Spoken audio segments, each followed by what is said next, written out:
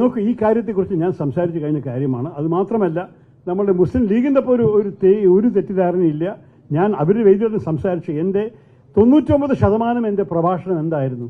Israel ചെയ്യുന്ന അന്താരാഷ്ട്ര humanitarian ലോയിൻ്റെ വിരുദ്ധമായ ചില കാര്യങ്ങളും ജനീവ കൺവെൻഷൻസ്, യുദ്ധത്തിനെ നയിക്കുന്ന ജനീവ കൺവെൻഷൻ ലംഘനമായ ചില കാര്യങ്ങൾ ഇത് ചൂണ്ടിക്കാണിച്ചിട്ട് ഇത് അന്യായമാണ്, നിർത്തണമെന്ന് യുദ്ധം 12-15 ദിവസം പഴകിയ സമയത്ത് ഞാൻ പറഞ്ഞതാണ്. ഇപ്പോൾ 6 മാസമായി.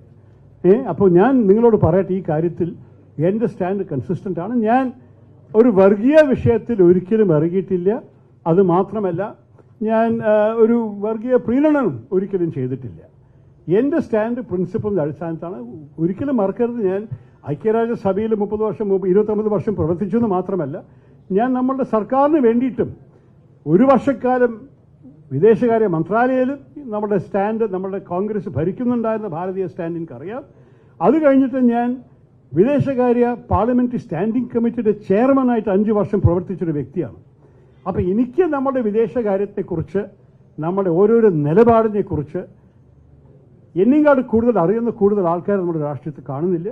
അത് ഞാൻ എടുത്ത സ്റ്റാൻഡ് എനിക്ക് ഒരു സംശയവുമില്ല. ഇതാണ് ഭാരതത്തിൻ്റെ സ്റ്റാൻഡ്. നമ്മൾ ഭരിക്കുമ്പോഴും വേറെ ആര് ഭരിച്ചാലും ഇതാണ് ഭാരതത്തിൻ്റെ സ്റ്റാൻഡ്.